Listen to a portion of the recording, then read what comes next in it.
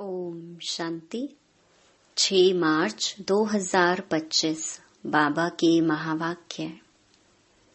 मीठे बच्चे, जैसे तुम आत्माओं को यह शरीर रूपी सिंहासन मिला है, ऐसे बाप भी इस दादा के सिंहासन पर विराजमान हैं। उन्हें अपना सिंहासन नहीं। प्रश्न: जिन बच्चों को ईश्वरीय संतान की स्मृति रहती है, उनकी निशानी क्या होगी? उत्तर: उनका सच्चा लव एक बाप से होगा। ईश्वरीय संतान कभी भी लड़ेंगे झगड़ेंगे नहीं। उनकी कुदृष्टि कभी नहीं हो सकती। जब ब्रह्मा कुमार कुमारी अर्थात बहन भाई बने तो गंदी दृष्टि जा नहीं सकती। गीत छोड़ भी दे आकाश सिंहासन। ओम शांति। अब बच्चे जानते हैं, बाबा ने आकाश सिंहासन छोड़कर अब दादा के तन को अपना सिंहासन बनाया है। वह छोड़कर यहाँ आकर बैठे हैं। यह आकाश तत्व तो है जीव आत्माओं का सिंहासन। आत्माओं का सिंहासन है वह महतत्व, जहाँ तुम आत्माएं बिगर शरीर रहती थीं। जैसे आकाश में सितारे खड़े हैं ना, वैसे तुम आत्माएं भी बहुत छोटी छोटी वहाँ रहती हो। आत्मा को दिव्य दृष्टि बिगर देखा नहीं जा सकता। तुम बच्चों को अभी यह ज्ञान है। जैसे स्टार कितना छोटा है, वैसे आत्माएं भी बिंदी मिसल हैं। अब बाप ने सिंहासन तो छोड़ दिया है। बाप कहते हैं, तुम आत्माएं भी सिंहासन छोड़कर यहाँ इस शरीर को अपना सिंहासन बनाती हो। मुझे भी जरूर शरीर चाहिए। मुझे बुलाते ही हैं पुरानी दुनिया में। गीत है ना, दूर देश का रहने वाला। तुम आत्माएं जहाँ रहती हो, वह है तुम आत्माओं और बाबा का देश। फिर तुम स्वर्ग में जाते हो, जिसकी बाबा स्थापना कराते हैं। बाप खुद उस स्वर्ग में नहीं आते। खुद तो वाणी से परे वानप्रस्थ में जाकर रहते हैं। स्वर्ग में उनकी दरकार नहीं। वह तो दुख सुख से न्यारे है ना। तुम तो सुख में आते हो तो दुख में भी आते हो। अभी तुम जानते हो, हम ब्रह्मा कुमार कुमारियां बहन भाई हैं। एक दो में कुदृष्टि का ख्याल भी नहीं आना चाहिए। यहाँ तो तुम बाप के सम्मुख बैठे हो। आपस में बहन भाई हो। पवित्र रहने की युक्ति देखो कैसी है। यह बातें कोई शास्त्रों में नहीं है। सभी का बाबा एक है, तो सभी बच्चे हो गए ना। बच्चों को आपस में लड़ना झगड़ना भी नहीं चाहिए। इस समय तुम जानते हो, हम ईश्वरीय संतान हैं।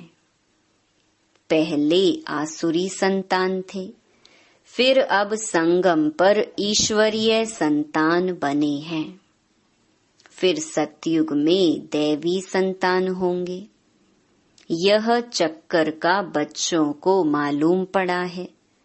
तुम ब्रह्मा कुमार कुमारियां हो, फिर कभी कुदृष्टि जाएगी नहीं। सतयुग में कुदृष्टि होती नहीं। कुदृष्टि रावण राज्य में होती है, तुम बच्चों को सिवाय एक बाप के और कोई की याद नहीं रहनी चाहिए। सबसे जास्ती एक बाप से लव हो जाए। मेरा तो एक शिव बाबा, दूसरा ना कोई। बाप कहते हैं, बच्चे अभी तुमको शिवालय में चलना है। शिव बाबा स्वर्ग की स्थापना कर रहे हैं। आधा कल्प रावण राज्य चला है, जिससे दुर्गति को पाया है। रावण क्या है, उसको जलाते क्यों हैं, यह भी कोई नहीं जानते। शिव बाबा को भी नहीं जानते। जैसे देवियों को सजा करके पूजा करके डुबोते हैं, शिव बाबा का भी मिट्टी का लिंग बनाए पूजा आदि कर फिर मिट्टी मिट्टी में मिला देते हैं। वैसे रावण को भी बनाकर फिर जला देते हैं। समझते कुछ भी नहीं। कहते भी हैं अभी रावण राज्य है, राम राज्य स्थापन होना है। गांधी भी राम राज्य चाहते थे, तो इसका मतलब रावण राज्य है ना। जो बच्चे इस रावण राज्य में काम चिता पर बैठ जल गए थे, बाप आकर फिर से उन पर ज्ञान वर्षा करते हैं, सबका कल्याण करते हैं। जैसे सूखी जमीन पर बरसात पड़ने से घास निकल आता है ना, तुम्हारे पर भी ज्ञान की वर्षा न होने से कितने कंगाल बन गए थे। अभी फिर ज्ञान वर्षा होती है, जिससे तुम विश्व के मालिक बन जाएंगे। भल तुम बच्चे गृहस्थ व्यवहार में रहते हो, परंतु अंदर में बहुत खुशी रहनी चाहिए। जैसे कोई गरीब के बच्चे पढ़ते हैं तो पढ़ाई से बैरिस्टर आदि बन जाते हैं। वो भी बड़ों बड़ों के साथ बैठते हैं, खाते पीते हैं। भीलने की बात भी शास्त्रों में है ना। तुम बच्चे जानते हो, जिन्होंने सबसे जास्ती भक्ति की है वही सबसे जास्ती ज्ञान आकर लेंगे। सबसे जास्ती शुरू से लेकर तो हमने भक्ति की है। फिर हमको ही बाबा स्वर्ग में पहले पहले भेज देते हैं। यह है ज्ञान युक्त यथार्थ बात। बरोबर हम ही सो पूज्य थे, फिर सो पुजारी बनते हैं। नीचे उतरते जाते हैं। बच्चों को सारा ज्ञान समझाया जाता है। इस समय यह सारी दुनिया नास्तिक है, बाप को नहीं जानते, नेति नेति कह देते हैं। आगे चलकर यह सन्यासी आदि सब आकर आस्तिक जरूर बनेंगे। कोई एक सन्यासी आ जाए तो भी उन पर सभी विश्वास थोड़े ही करेंगे। कहेंगे इन पर बीके ने जादू लगाया है। उनके चेले को गद्दी पर बिठाए उनको उड़ा देंगे। ऐसे बहुत सन्यासी तुम्हारे पास आए हैं, फिर गुम हो जाते हैं। यह है बड़ा वंडरफुल ड्रामा। अभी तुम बच्चे आदि से लेकर अंत तक सब जानते हो। तुम्हारे में भी नंबरवार पुरुषार्थ अनुसार धारण कर सकते हैं। बाप के पास सारा ज्ञान है, तुम्हारे पास भी होना चाहिए। दिन प्रतिदिन कितने सेंटर्स खुलते रहते हैं। बच्चों को बहुत रहमदिल बनना है। बाप कहते हैं अपने ऊपर भी रहमदिल बनो, बेरहमी नहीं बनो। अपने ऊपर रहम करना है, कैसे वह भी समझाते रहते हैं। बाप को याद कर पतित से पावन बनना है। फिर कभी पतित बनने का पुरुषार्थ नहीं करना है। दृष्टि बड़ी अच्छी चाहिए। हम ब्राह्मण ईश्वरीय संतान हैं। ईश्वर ने हमको एडॉप्ट किया है ना। अब मनुष्य से देवता बनना है। पहले सूक्ष्म वतनवासी फरिश्ता बनेंगे। अभी तुम फरिश्ते बन रहे हो। सूक्ष्म वतन का भी राज बच्चों को समझाया है। यहाँ है टॉकी, सूक्ष्म वतन में है मूवी, मूल वतन में है साइलेंस। सूक्ष्म वतन है फरिश्तों का। जैसे घोस्ट को छाया का शरीर होता है ना, आत्मा को शरीर नहीं मिलता है तो भटकती रहती है। उनको घोस्ट कहा जाता है। उनको इन आँखों से भी देख सकते हैं। यह फिर हैं सूक्ष्म वतनवासी फरिश्ते। ये सब बातें बहुत समझने की हैं। मूल वतन, सूक्ष्म वतन, स्थूल वतन, इनका तुमको ज्ञान है। चलते फिरते बुद्धि में यह सारा ज्ञान रहना चाहिए। हम असुल मूल वतन के रहवासी हैं। अभी हम वहां जाएंगे वाया सूक्ष्म वतन। बाबा सूक्ष्म वतन इस समय ही रचते हैं। पहले सूक्ष्म फिर स्थूल चाहिए। अभी यह है संगम युग। इनको ईश्वरीय युग कहेंगे, उनको दैवी युग कहेंगे। तुम बच्चों को कितनी खुशी होनी चाहिए। कुदृष्टि जाती है फिर ऊंच पद पा ना सके। अभी तुम ब्राह्मण ब्राह्मणियां हो ना, फिर घर जाने से भूल नहीं जाना चाहिए। तुम संगदोष में आकर भूल जाते हो। तुम हंस ईश्वरीय संतान हो। तुम्हारी किसी में भी आंतरिक रग नहीं जानी चाहिए। अगर रग जाती है तो कहेंगे मोह की बंदरी। तुम्हारा धंधा ही है सबको पावन बनाना। तुम हो विश्व को स्वर्ग बनाने वाले। कहाँ वह रावण की आसुरी संतान, कहाँ तुम ईश्वरीय संतान। तुम बच्चों को अपनी अवस्था एकरस बनाने के लिए सब कुछ देखते हुए जैसे कि देखते ही नहीं है, यह अभ्यास करना है। इसमें बुद्धि को एकरस रखना हिम्मत की बात है। परफेक्ट होने में मेहनत लगती है। संपूर्ण बनने में टाइम चाहिए। जब कर्मातीत अवस्था हो तब वह दृष्टि बैठे। तब तक कुछ न कुछ खींच होती रहेगी। इसमें बिल्कुल उपराम होना पड़ता है। लाइन क्लियर चाहिए। देखते हुए जैसे तुम देखते ही नहीं हो। ऐसा अभ्यास जिसका होगा वही ऊंच पद पाएंगे। अभी वह अवस्था थोड़ी है। सन्यासी तो इन बातों को समझते भी नहीं हैं। यहाँ तो बड़ी मेहनत लगती है। तुम जानते हो हम भी इस पुरानी दुनिया का सन्यास कर बैठे हैं। बस हमको तो अब स्वीट साइलेंस होम में जाना है। और कोई की बुद्धि में नहीं है जितना तुम्हारी बुद्धि में है। तुम ही जानते हो अब वापस जाना है।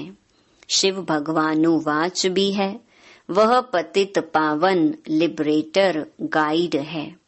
कृष्ण कोई गाइड नहीं। इस समय तुम भी सबको रास्ता बताना सीखते हो। इसीलिए तुम्हारा नाम पांडव रखा है। तुम पांडवों की सेना है। अभी तुम देही अभिमानी बने हो। जानते हो अब वापस जाना है। यह पुराना शरीर छोड़ना है। सर्प का मिसाल, भ्रमरी का मिसाल, ये सब हैं तुम्हारे इस समय के। तुम अभी प्रैक्टिकल में हो। वह तो यह धंधा कर ना सके तुम जानते हो यह कब्रिस्तान है, अब फिर परिस्तान बनना है। तुम्हारे लिए सब दिन लकी हैं, तुम बच्चे सदैव लकी हो। गुरुवार के दिन बच्चों को स्कूल में बिठाते हैं। यह रस्म चली आती है, तुमको अभी वृक्षपति पढ़ाते हैं। यह बृहस्पति की दशा तुम्हारी जन्म जन्मांतर चलती है। यह है बेहद की दशा। भक्ति मार्ग में हद की दशाएं चलती हैं, अभी है बेहद की दशा। तो पूरी रीति मेहनत करनी चाहिए। लक्ष्मी नारायण कोई एक तो नहीं है ना, उन्हों की तो डिनाइस्टी होगी ना, जरूर बहुत राज्य करते होंगे। लक्ष्मी नारायण की सूर्यवंशी डिनाइस्टी का राज्य चला है। यह बातें भी तुम्हारी बुद्धि में हैं। तुम बच्चों को यह भी साक्षात्कार हुआ है कि कैसे राज तिलक देते हैं। सूर्यवंशी फिर चंद्रवंशी को कैसे राज्य देते हैं। माँ बाप बच्चे का पांव धोकर राज तिलक देते हैं, राज्य भाग्य देते हैं।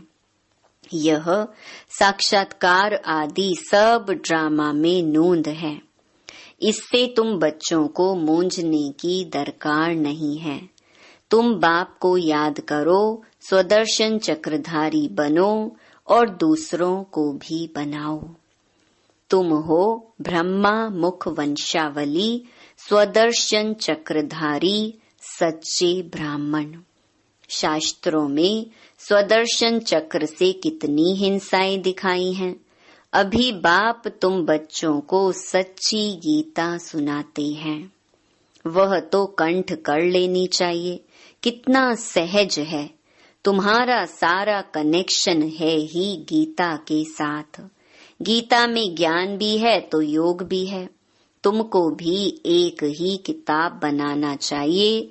योग का किताब अलग क्यों बनाना चाहिए? परंतु आजकल योग का बहुत नामाचार है, इसीलिए नाम रखते हैं ताकि मनुष्य आकर समझें। आखरीन यह भी समझेंगे कि योग एक बाप से लगाना है। जो सुनेंगे वह फिर अपने धर्म में आकर ऊंच पद पाएंगे।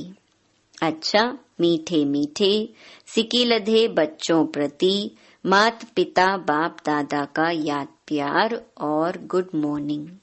रूहानी बाप की रूहानी बच्चों को नमस्ते। धारणा के लिए मुख्य सार। पहला, अपने ऊपर आपे ही रहम करना है। अपनी दृष्टि बहुत अच्छी पवित्र रखनी है। ईश्वर ने मनुष्य से देवता बनाने के लिए एडॉप्ट किया है, इसीलिए पतित बनने का कभी ख्याल भी न आए। दूसरा, संपूर्ण कर्मातीत अवस्था को प्राप्त करने के लिए सदा उपराम रहने का अभ्यास करना है। इस दुनिया में सब कुछ देखते हुए भी नहीं देखना है। इसी अभ्यास से अवस्था एक रस बनानी है। वरदान, हर कदम में पद्मों की कमाई जमा करने वाले, सर्व खजानों से संपन्न व तृप्त आत्मा भव। जो बच्चे बाप की याद में रहकर हर कदम उठाते हैं, वह कदम कदम में पद्मों की कमाई जमा करते हैं। इस संगम पर ही पद्मों के कमाई की खान मिलती है। संगम युग है जमा करने का युग। अभी जितना जमा करना चाहो उतना कर सकते हो। एक कदम अर्थात एक सेकंड भी बिना जमा के ना जाए, अर्थात व्यर्थ ना हो। सदा भंडारा भरपूर हो। अप्राप्त नहीं कोई वस्तु, ऐसे संस्कार हो। जब अभी ऐसी तृप्त व संपन्न आत्मा बनेंगे, तब भविष्य में अखुट खजानों के मालिक होंगे। स्लोगन: कोई भी बात में अपसेट होने के बजाय नॉलेजफुल की सीट पर सेट रहो। मातेश्वरी जी के अनमोल महावाक्य। आधा कल्प ज्ञान ब्रह्मा का दिन और आधा कल्प भक्ति मार्ग ब्रह्मा की रात। आधा कल्प है ब्रह्मा का दिन, आधा कल्प है ब्रह्मा की रात। अब रात पूरी हो सवेरा आना है। अब परमात्मा आकर अंधियारे की अंत कर सोझरे की आदि करता है। ज्ञान से है रोशनी, भक्ति से है अंधियारा। गीत में भी कहते हैं, इस पाप की दुनिया से दूर कहीं ले चल, चित चैन जहां पावे। यह है बेचैन दुनिया, जहां चैन नहीं है। मुक्ति में ना है चैन, ना है बेचैन। सतयुग त्रेता है चैन की दुनिया, जिस सुख धाम को सभी याद करते हैं। तो अब तुम चैन की दुनिया में चल रहे हो, वहां कोई अपवित्र आत्मा जा नहीं सकती। वह अंत में धर्मराज के डंडे खाए, कर्म बंधन से मुक्त हो शुद्ध संस्कार ले जाते हैं, क्योंकि वहां न अशुद्ध संस्कार होते, न पाप होता है। जब आत्मा अपने असली बाप को भूल जाती है, तो यह भूल भुलैया का अनादि खेल हार जीत का बना हुआ है। इसीलिए अपन इस सर्वशक्तिवान परमात्मा द्वारा शक्ति ले विकारों के ऊपर विजय पहन 21 जन्मों के लिए राज्य भाग्य ले रहे हैं। अच्छा, ओम शांति। अव्यक्त इशारे सत्यता और सभ्यता रूपी कल्चर को अपनाओ। आपके बोल में स्नेह भी हो, मधुरता और महानता भी हो, सत्यता भी हो, लेकिन स्वरूप की नम्रता भी हो। निर्भय होकर अथॉरिटी से बोलो, लेकिन बोल मर्यादा के अंदर हो। दोनों बातों का बैलेंस हो। जहाँ बैलेंस होता है, वहाँ कमाल दिखाई देती है, और वह शब्द कड़े नहीं मीठे लगते हैं। तो अथॉरिटी और नम्रता दोनों के बैलेंस की कमाल दिखाओ। यही है बाप की प्रत्यक्षता का साधन। ओम शांति।